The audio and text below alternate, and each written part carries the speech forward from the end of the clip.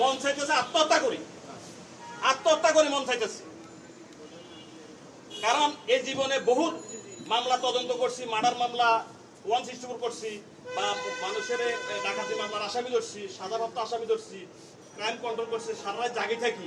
আজকে আমাদের লাশগুলো রাস্তা পড়ে রয়েছে, কুত্তাকা আমাদের লাশগুলোর বিরুদ্ধে মামলা হচ্ছে না, এটা বিচার হবে না। একটা সরকার, আমার চাকরি 28 বছর আমি দেখছি, এই বিএনপির আমলে আমরা চাকরি করছি, এই আওয়ামী লীগের আমলে চাকরি করছি, আবার বিএনপির আমলে চাকরি, আবার আওয়ামী লীগের চাকরি করি। ঘুরে এটা আমার সরকারের যে থানায় এলাকায় এমপির নির্দেশ ছাড়া ওসি চলতে পারে না, ওসির নির্দেশ ছাড়া অফিসাররা চলতে পারে না, এগুলোকে বন্ধ করি। এগুলোর কথা করবো কি? আর একটু যদি ওসির কথা না শুনে বা এমপির কথা না শুনে, ফুটবলের মতো তার যদি সে সিডঙ্গ থাকে তার প্রতি রং, এগুলো বন্ধ করবো। আমি অফিসার হিসেবে যদি আমি কেন কর্মরত থাকি, আমার অপরাধ করে, তাহলে আমারও ওইখানে বিএনপি মোতাবেক আমার বিরুদ্ধে ব্যবস্থা নেন। আমার বউ বাচ্চা আছে, আমার ফ্যামিলি আছে, আমাকে কি দিতেছেন যে তুমি এই সরকারের বিপক্ষে কাজ করতেছো, তুমি রাখবে না, তাহলে এটা জবাব দিব কে? এগুলো বন্ধ করবো কি? আমরা তো এগুলো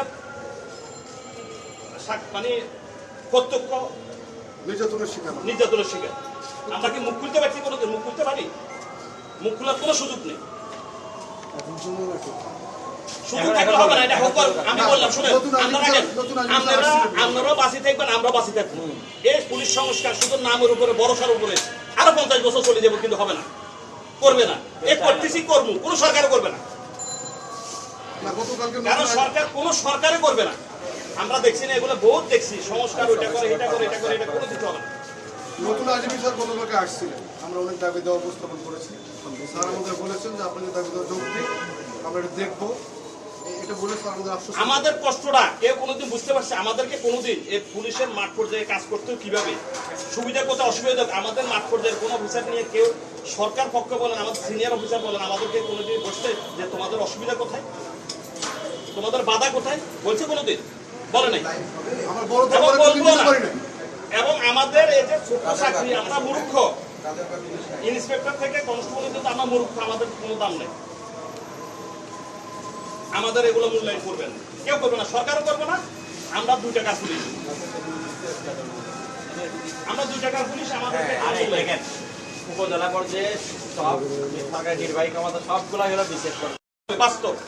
পুলিশ দুষ্কার, দুর্নীতি করে, পুলিশ খুব খারাপ। আপনি ভূমি অফিসে যাই দেখেন, আপনি এসিলেন অফিসে যাই দেখেন, আপনি ট্রেন অফিসে যাই দেখেন, আপনি বিএটিভি দেখেন, ফাস্টফুড অফিসে যাই দেখেন, আপনি বিদ্যুৎ অফিসে, সারা বাংলাদেশে যে খাতগুলো আছে প্রত্যেকটা ডিপার্টমেন্ট সবখানে, টিও অফিসে যাই দেখেন, একজন শিক্ষক যদি না থাকে কর্মস্থলে, তাহলে তাকে টাকা দিতে হয় টিও অফিসে। এবার সেই ক্ষেত্রে তাদেরকে আমরা ঘুষখোর হিসাবে আখ্যায়িত করে, এদেরকে একটা লোকের কোনো হেদের অফিস হামলা করলেন না, শুধু পুলিশ, শুধু পুলিশ, শুধু পুলিশ। কারণ কি? এই পুলিশ দমলে আমরা চুরি ডাকাতি করতেন, রাজধানী করতেন, এগুলো করতেছেন, করেন, পুলিশ দল নাই। আমাদের উদ্দেশ্য হলো যে এই দেশে চুরি ডাকাতি করতে হবে, এই চুরি ডাকাতা করতে হলে পুলিশ বন্ধ থাকতে হবে। এই পুলিশ বন্ধ হয়েছে, এখন দেখছেন কি শুরু হয়েছে, আরেকটা কয়দিন। এখন একটা হলো যদি ইমিগ্রেশনটা পুলিশ বন্ধ করে, ইমিগ্রেশনটা যদি পুলিশ ইমিগ্রেশন যদি বন্ধ করে, কর্মবিরতি দেয়, তাইলে দেখা গেছে খেলা জমবে। এখন হেরা কেন কর্মবিরতি দিছি কিনা আমার জানা নাই।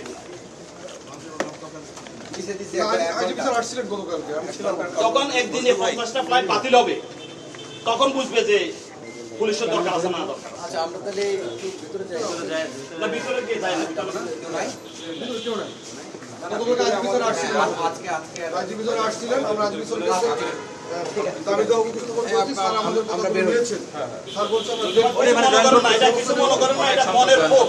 মন চাইতেছে আত্মহত্যা করি মন চাইতেছে। কারণ এই জীবনে বহুত মামলা তদন্ত করছি, মার্ডার মামলা 164 করছি, বা মানুষের ডাকাতি মামলার আসামি ধরছি, সাজাপ্রাপ্ত আসামি ধরছি, ক্রাইম কন্ট্রোল করছি, সারা রাত জাগি থাকি। আজকে আমাদের লাশগুলো রাস্তা পড়ে রয়েছে, কুত্তাকা আমাদের লাশগুলোর বিরুদ্ধে মামলা হচ্ছে না, এটা বিচার হবে না।